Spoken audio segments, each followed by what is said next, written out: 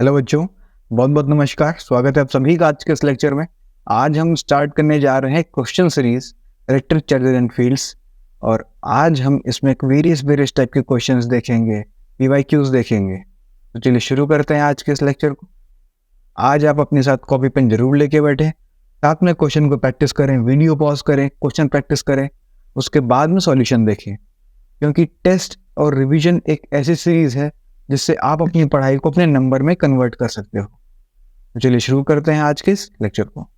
पहला question, two positive ions each carrying a charge Q are separated by a distance D if F is the force of repulsion between the ions, the number of electrons missing from each ion will be।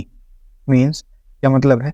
उसने कहा कि दो positive ions रखे हुए हैं हमारे पास में, दोनों सेम है। मान लो ये भी Q है और ये भी Q है, और इनके बीच का जो चार्जिंग सेपरेशन डिस्टेंस है वो कितना है? D। ये D डिस्टेंस है। तो अब ये क्या कह रहा है, अगर इन दोनों के बीच की रिपल्शन की फोर्स F है, ठीक, मान लो उनके रिपल्शन की force F, the number of electrons missing from each ion will be. वो ये पूछ रहा है कि कितने इलेक्ट्रॉन्स मिसिंग हैं। नंबर ऑफ इलेक्ट्रॉन्स के लिए हमने कोई फॉर्मूला पढ़ा था क्या? प्रॉपर्टीज में कुछ पढ़ा था हमने, Q is equals to NE। ये फॉर्मूला पढ़ा था, याद आया कि नहीं याद आया? ये पहली प्रॉपर्टी है ये, और पहली प्रॉपर्टी से आप देखिए कैसे एक PYQ आ गया है। तो प्रॉपर्टीज से भी कई बार बहुत अच्छे अच्छे क्वेश्चन आ जाते हैं। तो चलिए इस क्वेश्चन को लगाते हैं। हमने कहा मान लो ये तो चार्ज है ये, और इनके बीच का सेपरेशन डिस्टेंस D है, ये Q है, ये F है। तो उनके बीच की जो फोर्स होगी वो क्या होगी? F equals to K Q1 Q2। Q1 Q2 क्यों नहीं लिखेंगे? यहाँ पे सेम चार्जेस हैं, तो हम यहाँ पे क्या ले सकते हैं? KQ square by R square. R की जगह पे क्या रखा हुआ है? D। हम ये क्या करेंगे? D square. ठीक है। और क्या बोला है वो? If N electrons are missing. कितने? N इलेक्ट्रॉन्स मिसिंग है, यही तो बोला था उसने, N इलेक्ट्रॉन्स मिसिंग है। तो हमने कहा अगर N इलेक्ट्रॉन्स मिसिंग है तो Q को हम N के टर्म्स में कैसे ले सकते थे? Q को अगर आपको N के टर्म्स में लिखना है तो एक फॉर्मूला आता है, Q is equals to NE। याद करो, Q is equals to NE, where N was number of electrons. हमको यही तो निकालना है, नंबर ऑफ इलेक्ट्रॉन्स कितने मिसिंग हैं। आइए देखते हैं। तो Q की जगह पर अगर हम N रख देंगे तो क्या होगा? F equals to K। Q की जगह क्या रखेंगे? NE। NE square upon D square, ये रखेंगे। अब इसको एक्सपेंड करेंगे तो क्या हो जाएगा? कि N square E square upon D square. अब इसके बाद में क्या होगा? अब हमको वैल्यू किसकी निकालनी है? N की। तो अब सारी चीजें हम N के टर्म्स में लिख लेंगे।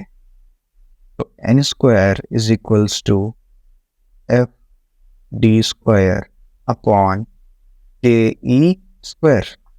अब बात समझ में आई? अब यहाँ पे कुछ कुछ हम कर सकते हैं, क्या वैल्यू डाल सकते हैं। A की वैल्यू क्या होती है? K is equals to 1 upon 4 pi epsilon naught. K की वैल्यू ये है तो 1 अपॉन K क्या हो जाएगी? जस्ट उल्टा, ये इधर ये नीचे। तो हम यहाँ पे लिखेंगे N square is equals to F D square 4 pi epsilon naught upon E square. अब ये N स्क्वायर निकला है, हमको N निकालना है, तो हम क्या करेंगे? सिंपल सा, N equal to 4 pi epsilon naught, और ये क्या है हमारा? F D square upon E square. और क्या होगा? ये स्क्वायर अगर इक्वल के उधर जाता है तब क्या होता है? रूट आ जाता है। बात समझे? ये हमारा हो गया आंसर। तो यहाँ पे जो हमारा आंसर है, वो C वाला है। कौन सा है? C वाला। चलिए आगे बढ़ते हैं। अगला question, 2 point charges A and B having charge Q and minus Q respectively। ठीक है, अभी क्या बोल रहे हैं, that are placed at certain distance apart and force acting between them is F। चलो पहले इतना क्वेश्चन करते हैं। क्या है, उन्होंने कहा कि कोई दो चार्ज हैं, पॉइंट चार्ज, एक ये है एक ये है, और जो पहला चार्ज है वो हमारा प्लस क्यू है, दूसरा हमारा माइनस क्यू है। ठीक है, फिर क्या इन्होंने बोला, are placed at certain distance apart, मान लो इनके बीच की डिस्टेंस आर है, force acting between them is F. ठीक, फोर्स भी हमको क्या पता चल गई, F. F equals to k q square by r square. If 25% charges of A is transferred to B, then force between the charges becomes। ये एक NEET का प्रीवियस ईयर क्वेश्चन है, चलिए इसे सॉल्व करते हैं। ये क्वेश्चन बोल रहा है कि दो पॉइंट चार्जेस हैं, एक है हमारा प्लस क्यू, एक है हमारा माइनस क्यू, उनके बीच में कुछ डिस्टेंस है और उनका फोर्स F है। ठीक है सर, अब ये बोल रहे हैं प्लस क्यू, उससे हमने 25% चार्ज माइनस क्यू को दे दिया, then force between the charges become. अगर हमने एक चार्ज से दूसरे चार्ज में कुछ ट्रांसफर किया है तो उनके बीच की फोर्स कितनी होगी, वो आप हमें बताइए। कल हम देख रहे थे ना कि चार्ज जिसके पास ज्यादा होता है इलेक्ट्रिक फील्ड उससे हमेशा दूर होती है। बात समझ में आई? चलिए सॉल्व करते हैं इस क्वेश्चन को। और ये हमारा चार्ज है A और ये हमारा चार्ज है B। F equals to Q1 Q2 लिखने का कोई फायदा नहीं है, Q है Q है, हम क्या करेंगे के क्यू स्क्वायर बटे आर स्क्वायर। अब अगर ए से 25% चार्ज गया, इसका 25% कितना होगा, क्यू बाई 4। समझे, क्यू बाई 4 क्यों भाई, 25% को अगर फ्रैक्शन में चेंज करोगे तो कितना आता है, 1/4। तो 1/4 सिमिलरली यहाँ पे क्यू बाई 4। मैंने कहा इतना चार्ज ट्रांसफर होगा। ठीक है, तो हम ए का निकाल लेते हैं, कंडीशन ऑफ ए के पास क्या होगा बताओ जरा। ए में हम क्या करेंगे, क्यू को ऐड कर देंगे। अब ए में हम क्या करेंगे, नेट चार्ज कितना है, क्यू माइनस क्यू बाई 4, कितना आ जाएगा 3Q/4। सीधा सिंपल सा। ठीक है, ये किसका आया, ए का। अब वही बी के पास क्या होगा, चलो बी की कंडीशन देख लेते हैं। अब बी के पास नेट चार्ज था माइनस क्यू। ठीक है, अब माइनस क्यू में हमने कितना ऐड कर दिया, Q/4, कितना हो गया -3/Q, -3Q/4। अब अगर आप इसको सॉल्व करोगे क्या आंसर आएगा वो देखते हैं। तो ये चीज तो निकल आई। अब हमें निकालनी क्या है, बेसिकली फोर्स, कि हमने चार्ज को ट्रांसफर कर दिया तो उनके बीच की फोर्स कितनी होगी। तो हमने कहा F equals to KQ² by r square. अब यहाँ पे Q की वैल्यू कितनी है, 3Q/4। F equal to K और ब्रैकेट में क्या रखेंगे, 3Q/4 का स्क्वायर अपॉन में आर स्क्वायर। अब ये क्या होगा, K 9Q² अपॉन में 16 इंटू आर स्क्वायर, ये हो जाएगा। अब इसको जब आप सॉल्व करोगे तो कुछ नहीं है, KQ² by r square is nothing but force. तो हमारा क्या हो जाएगा 9/16F, 9/16F, that's your answer. कोई दिक्कत इसमें, कोई डाउट इसमें? सिंपल सा था, ए से बी पे चार्ज गया, जितना चार्ज गया पहले वो निकाल लेंगे, फिर उसी को हम अपने क्यू की वैल्यू में पुट करके फोर्स को निकाल लेंगे। इतने सिंपल से क्वेश्चन से हमारे PYQs आ रहे हैं। देखो जरा यहाँ पे कितना था, तो यहाँ पे कौन सा ऑप्शन हुआ हमारा, D, 9F/16। आगे बढ़े, next question. An electron at rest has a charge of 1.6 into 10⁻⁻19 coulomb. किस चीज का, माइनस का। It starts moving with a velocity v is equals to c/2। ठीक है, अब ये c क्या है sir, where c is the speed of light, then the new charge on it is. मैं कहा एक इलेक्ट्रॉन है, वो इलेक्ट्रॉन स्पीड ऑफ लाइट के आधे से चल रहा है। तो अब आप यहाँ पे कहेंगे सर वो स्पीड ऑफ लाइट के आधे से चल रहा है, मीन्स उसके मास में कुछ डिफरेंस आएगा। Electron is invariant of speed.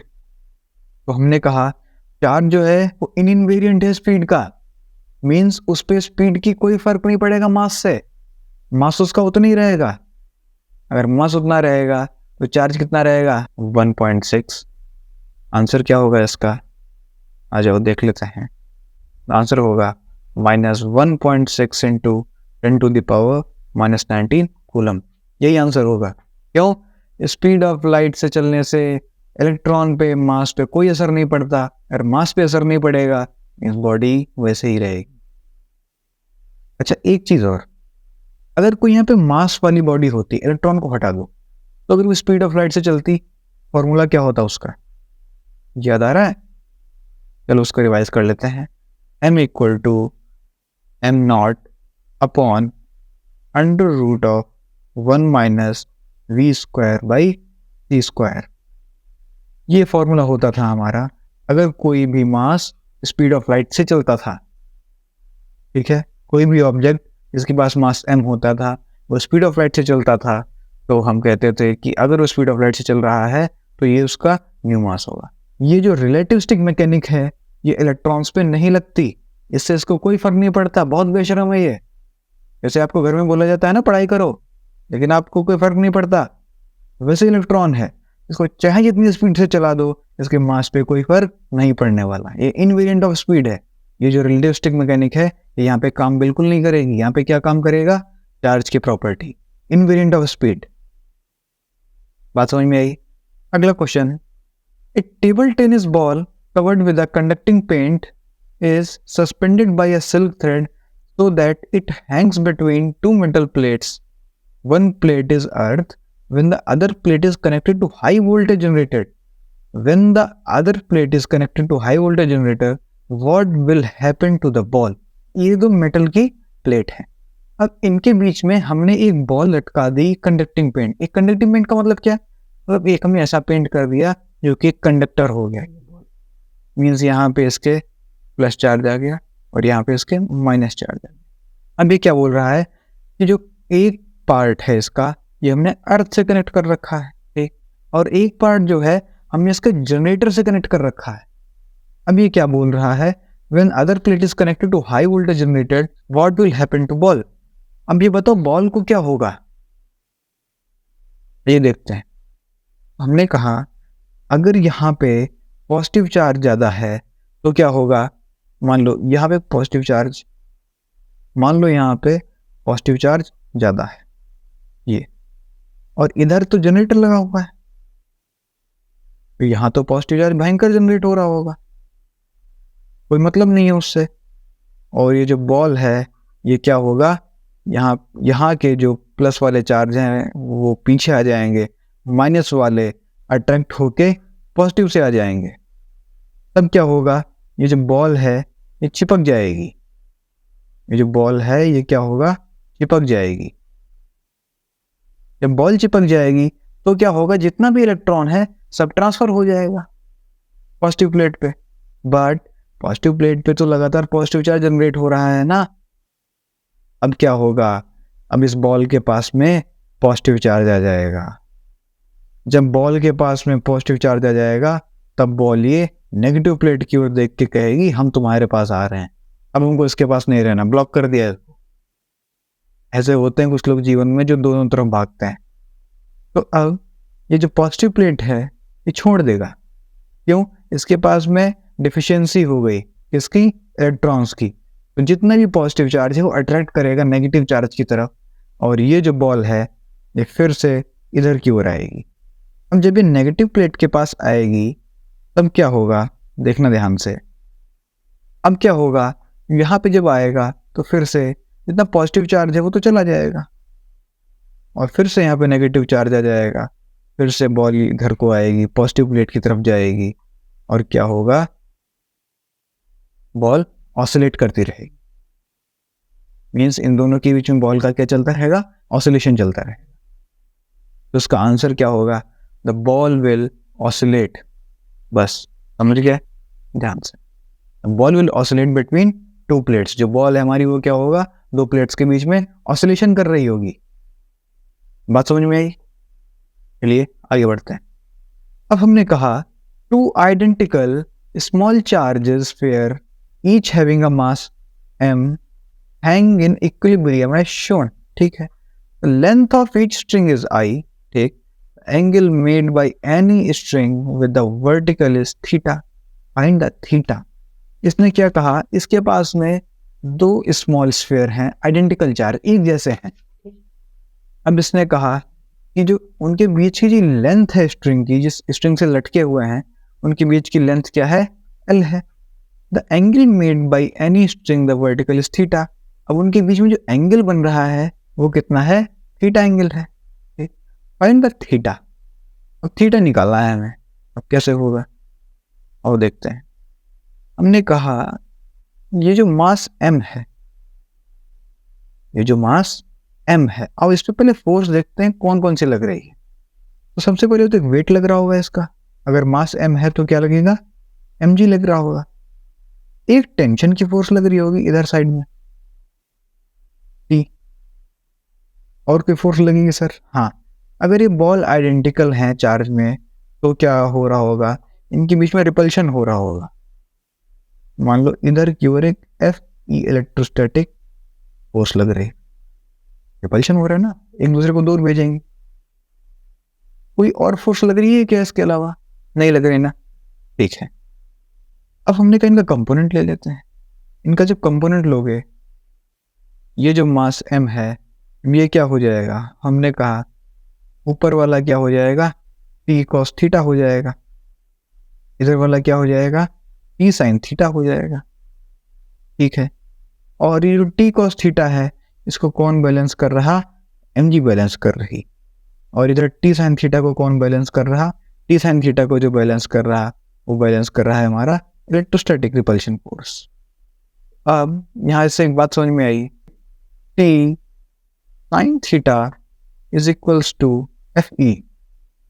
ठीक, और वहीं पे T cos थीटा क्या हो जाएगा हमारा, mg के बराबर में. अब T sin थीटा और cos थीटा को जब डिवाइड करोगे तो क्या आता है, tan थीटा. अब ये किसके बराबर हो जाएगा, Fe is equals to mg के. इसको बहुत इम्पोर्टेंटली याद कर लेंगे, नोट कर लेंगे कि किसी भी पेंडुलम में थीटा निकालने को आ जाए तो सीधे सीधे इसी फॉर्मूले को लगा देंगे. अब अगला क्वेश्चन जो PYQ है वो इसी पे बेस्ड है, केवल फॉर्मूला बेस्ड. आज एक क्वेश्चन सीरीज लाने का यही मतलब है कि आप देख सकते हैं कि लेस एफर्ट में कितने अच्छे अच्छे नंबर हमारे बन सकते हैं. तो चलिए देखते हैं अगला question. Two balls carrying equal charges are suspended from a common point by a string of between them is R. Now the strings are rigidly clamped at half the height. इसने कहा कि दो चार्जेस हैं, मान लो एक y height पे था, जो हाइट है इसकी हाइट क्या है, y हाइट थी. अब इसने कहा हमने कुछ देर बाद हाइट को कम कर दिया. अब ये पूछ रहा है इक्विलिब्रियम ऑफ सेपरेशन कितना हो जाएगा. क्वेश्चन समझ आया? पहले क्या था, एक बॉडी रखी थी सेम कंडीशन पे जैसे पहले क्वेश्चन में थी, बस उसकी हाइट जो थी वो हमने कम कर दी. अब हम पूछे इसका इक्विलिब्रियम ऑफ सेपरेशन बताओ. तो हमने कहा सबसे पहले हम केस 1 देखते हैं. कौन सा केस, जहां पे इनिशियल में सही सही सब चल रहा था. Case first. केस फर्स्ट में क्या हुआ, इसकी हाइट कितनी थी, y. हाइट जो थी हमारी ये कितनी थी, y थी, और ये कितनी हो गई, y/2. ध्यान रखें, हमने अभी पढ़ा हुआ है tan theta is equals to Fe/mg. ठीक है, अब हमने क्या किया, tan थीटा को हम क्या लिख सकते हैं, perpendicular upon base equal to Fe/mg. अभी हमें परपेंडिकुलर कितना है, के बीच का डिस्टेंस कितना है, r है, तो परपेंडिकुलर कितना हो जाएगा, r/2 हो जाएगा, r/2. और बेस कितना है, y, r/2y. ये हमारा पहला केस आ गया. Fe/mg is equals to r/2y. अब जब इसको आप सॉल्व करोगे तो क्या होगा, k/q1 q2 upon r² into mg. यहाँ पे k q one q two upon r square कहाँ से आया, पता चल गया। एफ को हम k q one q two upon r square कहते हैं। आर स्क्वायर को उधर ले जाओ, आर स्क्वायर को इधर ले जाओ, तो क्या हो जाएगा, r cube by 2y is equals to k q one q two upon m g. ठीक, ये अगली इक्वेशन में हम पुट करेंगे, इक्वेट कर देंगे, नहीं तो इसको हम नोट कर लेते हैं। ये हमारा केस 1 से आया। अब सिमिलरली यहाँ पे क्या होगा, same formula tan theta is equals to F e by m g perpendicular upon base, यहाँ से कर लेते हैं। तो जो r है यहाँ का परपेंडिकुलर क्या होगा, perpendicular upon base equal to F e by m g. अब ये जो है ये क्या हो जाएगा हमारा, r की जगह क्या हो जाएगा r डैश, क्योंकि बॉडी चेंज हुई है, रिपल्शन होगा, रिपल्शन फोर्स भी चेंज होगा। हमने कहा जो डिस्टेंस है रिपल्शन का वो r था पहले, अब जब हाइट चेंज हो गई तो r डैश हो गया, r डैश बाई 2, डिस्टेंस आधी कर दी हमने, तो डिस्टेंस कितना हो गया y by 2, y by 2 upon में 2 है, ऊपर चला जाएगा, 2 से 2 चला गया, r डैश बाई y आ जाएगा। तो r dash by y equal to F e by m g. तो एफ ई क्या हो जाएगा यहाँ पे, a q one q two upon r square into m g, और आर स्क्वायर इधर चला जाएगा, क्या हो जाएगा, r cube by y is equals to k q one q two upon m g. अब हमने कहा इन दोनों की वैल्यू को इक्वेट कर दो, इन दोनों की वैल्यू को इक्वेट कर देते हैं। ये हमारी इक्वेशन 1 आई थी, ये हमारी इक्वेशन 2 आ गई। अब इन दोनों को इक्वेट कर देते हैं, क्या आएगा आंसर, इक्वेशन 1 क्या है, आर क्यूब बाई 2y, और दूसरे का क्या है, r dash cube by y। अब हम यहाँ पे क्यूब रूट ले लेंगे, पहले तो y से y कट गया, तो हमको यहाँ पे क्या निकालना था, आर डैश, और हम साथ में क्यूब रूट ले लेंगे अगर क्यूब हमको हटाने हैं, तो क्या हो जाएगा, आर बाई 2, और जो 2 है इसके ऊपर कितनी पावर आ जाएगी, 1/3 की। बस यही आपका आंसर है, option number B is correct. बात समझे? थैंक यू बच्चों, आई होप आप सब ने प्रैक्टिस की होगी। जो जो क्वेश्चन नहीं बने आपसे, पहले तो आप उस टॉपिक को कवर करो जिस टॉपिक से आपके क्वेश्चन अटक रहेंगे, उसके बाद में इस क्वेश्चन को अटेम्प्ट करो। अगर ये हो जा रहे हैं फिर आप इससे एडवांस लेवल के क्वेश्चन को अटेम्प्ट कर सकते हो। तो आई होप सारी चीज़ें क्लियर रही होंगी। पढ़ाई करते रहे, ऑल द वेरी बेस्ट।